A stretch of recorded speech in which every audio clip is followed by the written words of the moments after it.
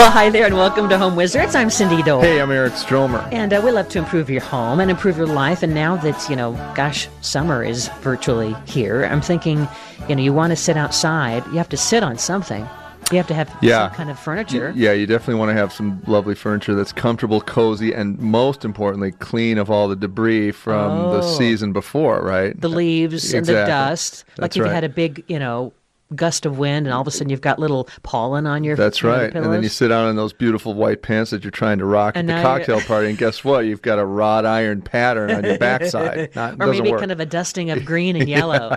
Ooh. No good. Well, so what kind of furniture do you have at your place? Well, I have a sort of a cornucopia of different styles. I've got some wrought iron because my parents downsized, so they gave me some of their stuff, and then I've got some terrible plastic stuff that just I can't stand. Mm-hmm. I find that to be very difficult to keep clean, and it breaks and gets brittle in the sun. I don't like the plastic stuff. And then I've got some good wood Adirondack chairs that I think are fantastic and weather the storm pretty well. So, basically I pretty much I'm your test group. I've got everything. I can speak to all these things in terms of care. We have teak type. Why do you always got one up? No, you got a one up. It's the same as like your wood Adirondack. Yeah, it's just the hardest wood there is known to man. It's just a little different. That's all. So let's talk about shopping for patio furniture because, it is that time of year when maybe you're thinking the stuff I have needs a little upgrade. Sure. Right? Yeah. And of course, you could always paint what you had. You don't have to all buy new, right? I mean, that's true, and especially with the old wrought iron stuff or the metal stuff that you might have had from some years back. If it doesn't look great, you can always just spray paint it with some primer and then a finish coat of gloss. It looks great, brand new, and I think it really gives it a nice facelift. And it'll cover the rust too. Yes, right? yeah. A little steel wool to get that rust off, smooth it down, and then primer over that, and then go ahead and do paint. So let's say if you were going to buy wrought iron right now, right? Yeah. It is kind of that classic look, it's very sturdy, right? Sure. It isn't always durable, but it isn't always as comfortable as you'd like either. Well, you might have some little pillows on it or something. Yeah. But I mean, it is that classic look. So if you are in the market to shop for some wrought iron furniture, I guess the key is to make sure that it's coated. Yeah, you definitely want to make sure it's UV coated or powder coated. The UV finishes, the resistant finishes are fantastic because without them, they're really impervious to having the coating get degraded by really intense sun, right? Uh-huh. And then you throw a couple of coats of winter over it, and then within a few years, all the finish is pretty much gone. So you definitely want to make sure that you've got the UV resistant coating. And in terms of making sure that you extend the life of the wrought iron furniture, probably not a good idea to keep it outside all year too, right? No, you want to definitely either cover it or bring it in. If you're in a winter climate, it's best to bring it in because what happens is those extreme variances in temperature start to degrade the place where the weld points are, where they adhere each of those angles together.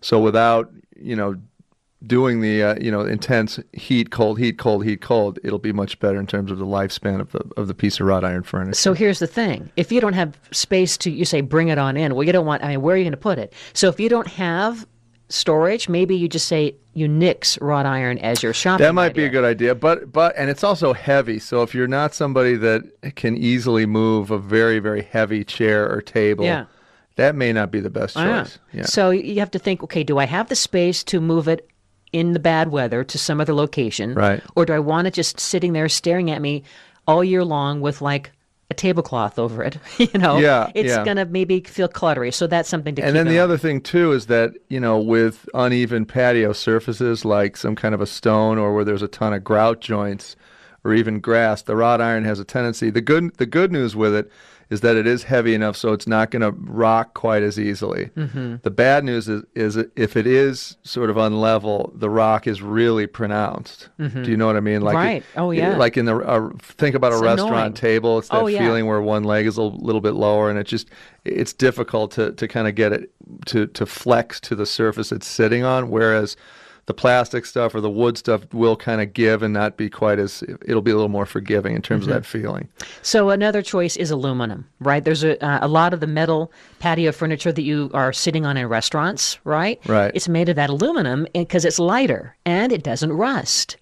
And it's easier to maintain, and a lot of times it has kind of those built-in, little comfier slings for your rump and for your back. Yeah, that's true. Now, the bad news with aluminum is that it's definitely a little more flimsy. It's not going to be quite as durable and structurally. So you may want to think about that too. If you're buying for the long haul and you fit the criteria for, the wrought iron, that would definitely, I think, win out over the aluminum. The aluminum tends to be a little more contemporary styling because it's thinner tines and it makes it look a little more angular and stuff, whereas the wrought iron can be a little more traditional looking. So. However, if you had, let's say, a little patio, a condo apartment area with a little decking, and you had to keep it outside all year long, I mean, this is rust-proof. That's true. So, it absolutely is. So it's not as sturdy or durable, but how about? And let me just say one thing. You definitely want to look for seamless welds. So what that means is that you can see sometimes when the two corners come together,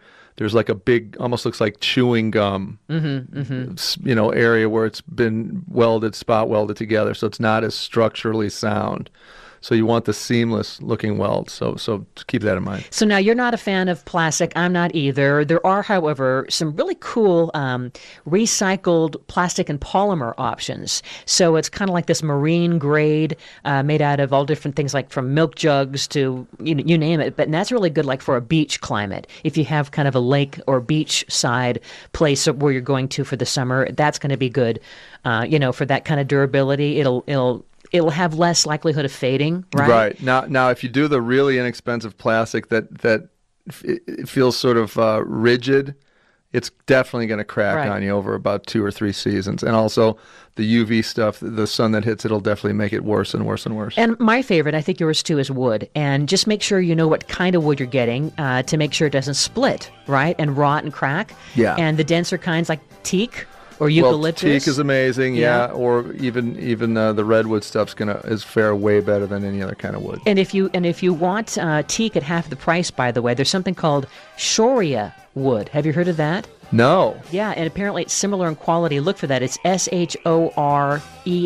So it's half the price point. Half the price, and it's just the same durability. You're listening to Home Wizards, where we love to improve your home and your life.